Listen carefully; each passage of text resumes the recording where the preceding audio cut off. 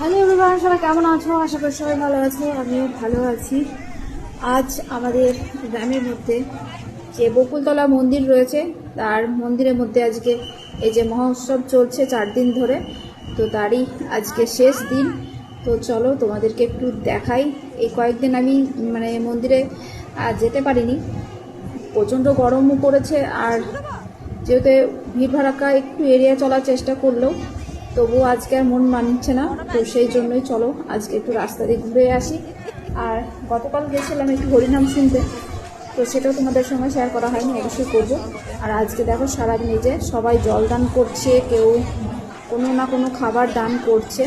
তো এই যে দেখো চারিদিকে অনেক কিছু আর কি খাবার দেওয়া হচ্ছে। তো যেতে যেতে তোমাদের সঙ্গে কিছুটা শেয়ার করছি। তো বাইরেও অনেক লোকজন আছে, কিন্তু কিছুক্ষণ পর যখন ভজন আরতি শুরু হবে তখন আর এই রাস্তাগুলো পুরো মানুষে ভর্তি হয়ে যাবে।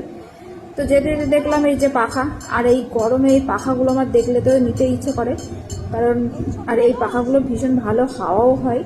হাত পাখা, কোথাও একটু রাস্তায় গেলে পাখাগুলো খুব ভালো একটা কাজ দেয়। তো এই যে দেখো আইসক্রিমও সবাই বাচ্চাদের দেওয়া হচ্ছে, তো যে যেমন বাচ্চা আইসক্রিম নিয়ে খাচ্ছে। তো তারপর দেখো মন্দিরে প্রবেশ করছি। আর এই মন্দিরটা তো তোমরা অনেকে দেখেছো, আমার যারা আগের ভিডিওগুলো দেখেছো। তো আজকে আবারও দেখাচ্ছি, চলো। এই যে দেখো বাইরে বেশ ভিড় রয়েছে, এই ভিড়ের মধ্যে দিয়ে কোনো রকমের চলো আমি ভিতরে ঢোকার একটু ব্যবস্থা করছি। আর এরপর যখন ভজন আরতি শুরু হবে এখানে, তখন আর ভিতরে আমি তো যেতেই পারবো না, সাধারণ মানুষ যেতেও খুব কষ্ট, তখন আর কি বলবো, এতটা পরিমাণে ভিড়। কালকে হরিনাম শুনতে গিয়েও সেই এক অবস্থা, প্রচণ্ড ভিড় ছিল। তবুও ভিড়ের মধ্যে কোনো রকমে দাদাভাই নিয়ে গেছিলো। আর আজকে দেখো এখনই এই অবস্থা, এখন সবাই পুজোর জন্য বাটা দেওয়া চলছে। আর যেতে যেতেই দেখো আমার গায়ের উপরে এসে পড়লো এই যে বাতাসা। আর এই কাকাটা তো বলছে যে মাথাটা ফেটে গেল বাতাসা, এরপরে যে এত পরিমাণে বাতাসা পড়বে, মাথা কারো আস্ত থাকে না, এত পরিমাণে বাতাসা ছেটানো হয় এখানে। তো সেটা যখন ভজন আরতি হয় তখনই দেখার মতো হয়, কিন্তু কি করব, চলো। আমি ওই সময় আর আসতে পারবো না, ভিড় প্রচণ্ড, কোনো রকমের অবস্থায় ঢুকতেই পারবো না এই অবস্থায়। তো সেই জন্যই হালকা পাতলা ভিড়ের মধ্যেই আর কি আসলাম, ঠাকুরকে একটু প্রণাম করে নেব, যেহেতু এবার আমি পুজোর কোনো বাটা দেওয়া দিতে পারবো না, তো সেই জন্য। আর এইদিকে নগর কীর্তন সকালে বেরিয়েছিল, আবারও বেরোচ্ছে, এই যে দেখো। তো তার জন্যই দেখো, আর এখানে এত পরিমাণের ভিড় হতে শুরু হয়েছে কেবল, কারণ ভজন আরতি শুরু হবে, তার জন্য এই যে দেখো বয়স্ক ঠাম্মা দিদা সব বসে আছে এখন থেকেই। এই যে এর মধ্যে জায়গা পাবে না বলে আগে থেকে, কারণ এখনও আধা ঘন্টার উপরে সময় রয়েছে এ সব কিছু যোগাযোগ হতে। আর এই যে দেখো রাধারানীকে তুলে নিয়েছি, রাধারানী সেজেছে, দেখতে বেশ ভালোই লাগছিল।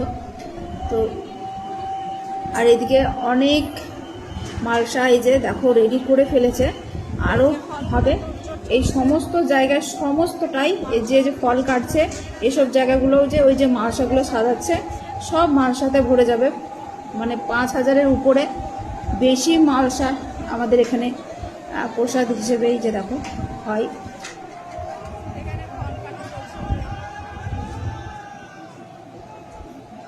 তো ভিড় হলে তখন আর আসতে পারবো না। আর এই সব জায়গায় মানুষ যেগুলো ঘোরাফেরা করছে, এগুলো তো সমস্ত সব মালসাতে সেজে উঠবে জায়গাটায়। তো তখন আর আমি দেখাতে পারবো কি পারবো না, সেজন্যই দেখো সকাল সকাল চলেছে, যতটুকু পারলাম তোমাদের সাথে শেয়ার করলাম। আর এখানে এই আমাদের বিশেষ করে 4টে দিন এত আনন্দে কাটে, কিন্তু এবার আমি সেইভাবে হরিনাম শুনতেও যেতে পারিনি।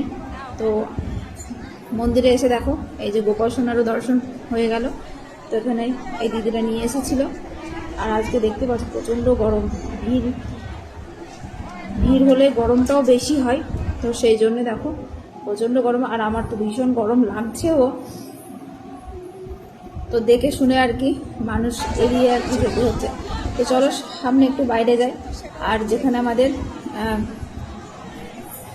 খিচুড়ি প্রসাদ তৈরি হচ্ছে, তো সেই জায়গাটা তোমাদেরকে একটু দেখিয়ে দিই। তো এখানে খিচুড়ি প্রসাদ অনেক তৈরি হয়, আর সমস্ত পাড়ায় পাড়ায় আর কি এরকম করে ভাগ করে দেওয়া হয়, কারণ না হলে দেওয়াও অসুবিধা হয়ে যায় আর রাখাও অসুবিধা হয়ে যায়। তো সেই জন্য এটা মন্দিরের ভিতরে এই যে স্টক করে রাখছে।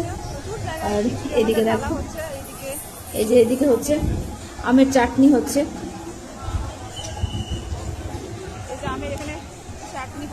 তো এখানে 4-5টা উনান জ্বলছে, আর এইদিকে সবজি কাটাকুটি চলছে, আর এইদিকে দেখো খিচুড়ি তৈরি হচ্ছে। আর এই যে বাঁশগুলো পড়ে আছে, এই যে খিচুড়ি নিয়ে যাওয়ার জন্য হাঁড়িগুলো ধরে বেঁধে আর কি ব্যবস্থা করে নিয়ে যাওয়ার জন্যই আর কি এরকম করে বাঁশগুলো সাইজ করে কাটা হয়েছে।